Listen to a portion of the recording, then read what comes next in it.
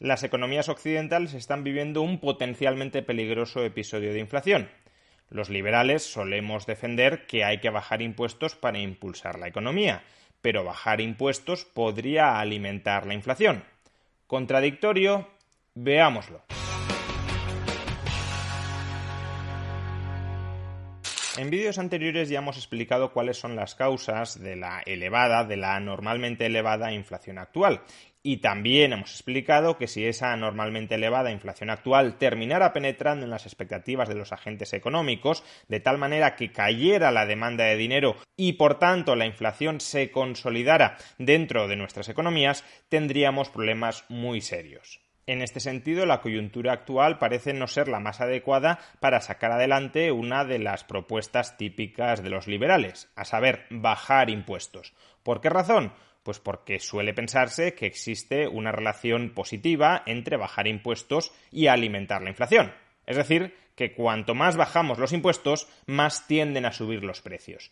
¿Pero es esto así? Bueno, estudiemos cómo influye bajar impuestos sobre la inflación que deriva de que el gasto actualmente existente en la economía es superior a la capacidad que tiene esa economía de proveer bienes y servicios. Y estudiemos también cómo influye bajar impuestos sobre la demanda de dinero.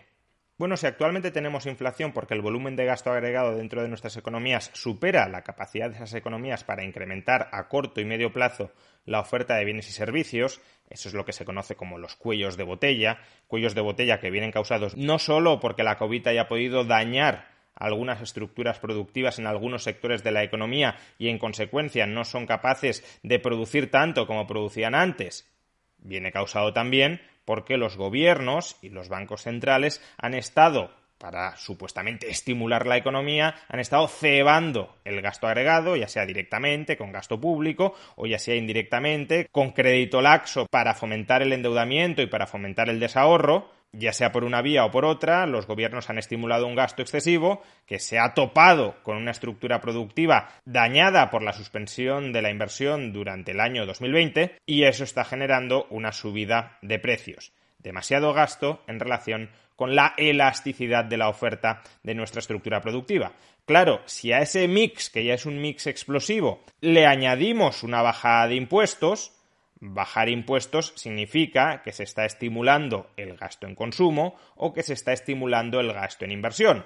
Por tanto, efectivamente, bajar impuestos incrementaría todavía más el gasto privado dentro de la economía y acentuaría la inflación. Por otro lado, ¿cómo afectan las bajadas de impuestos a la demanda de dinero y, por tanto, a la inflación? Bueno, aquí vamos a hacer uso de la llamada teoría fiscal del nivel de precios. ¿Qué dice la teoría fiscal del nivel de precios? Pues nos exhorta a estudiar la moneda fiat como si fuera un activo financiero y más en particular como si fuera un título de deuda pública del Estado. Si aplicamos esa óptica, bajar impuestos sin recortar el gasto supone un incremento del déficit público y un incremento del déficit público implica que la moneda fiat se vuelve de menor calidad, se vuelve un activo menos seguro, se vuelve un activo más arriesgado porque el Estado está acumulando más deuda y por tanto la probabilidad de que el Estado termine no pagando parte de esa deuda, ya sea a través de un default, de un repudio de la deuda en sentido estricto o ya sea a través de inflación, la probabilidad de que eso suceda se incrementa y en consecuencia la demanda de dinero bajaría, es decir, los agentes económicos estarían dispuestos a mantener atesorada menos moneda fiat porque la calidad de esa deuda, la solvencia del Estado emisor de esa moneda fiat se habría resentido.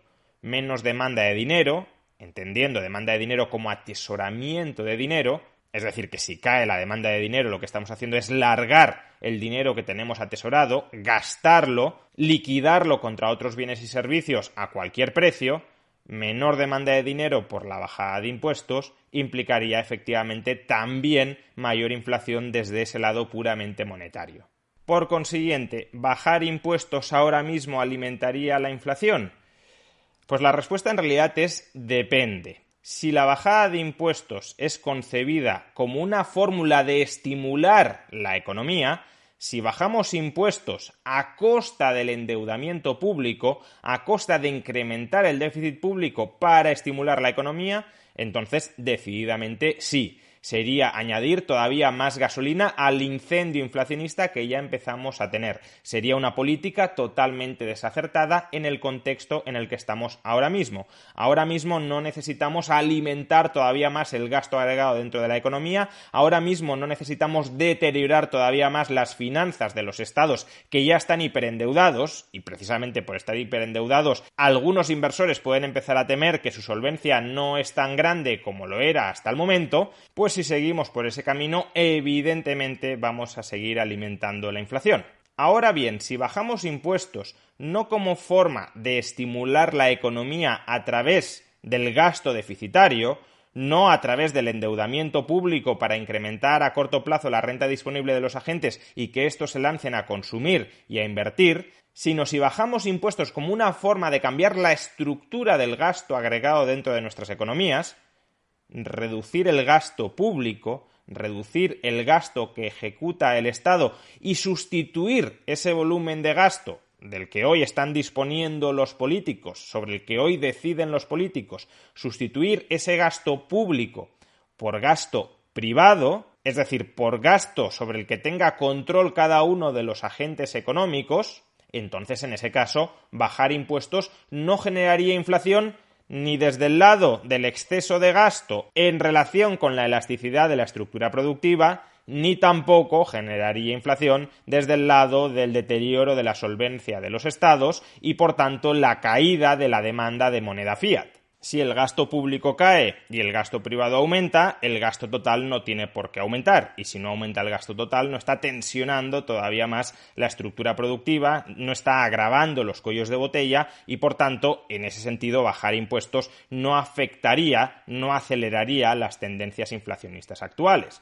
A su vez, si bajamos el gasto y bajamos impuestos, el déficit público no aumenta. Incluso si bajamos el gasto más de lo que hemos bajado impuestos, el déficit público podría reducirse. Podríamos incluso, si la reducción del gasto es suficientemente intensa, claro, podríamos llegar incluso, idealmente, a tener un superávit y por esa vía la deuda pública iría bajando. Y si la deuda pública baja, la solvencia de los estados se incrementa y, por tanto, la demanda de moneda fiat, la predisposición de los inversores a mantener determinados tipos de moneda fiat, dólares, euros, yenes, lo que sea, en su saldo de tesorería, también se incrementa y por ese lado no se alimenta la inflación, incluso se puede llegar a moderar. En definitiva, en el actual contexto inflacionista sigue siendo perfectamente razonable defender bajadas de impuestos. Ahora bien, defender bajadas de impuestos como algunos las hemos defendido siempre, no a costa de incrementar el endeudamiento del Estado,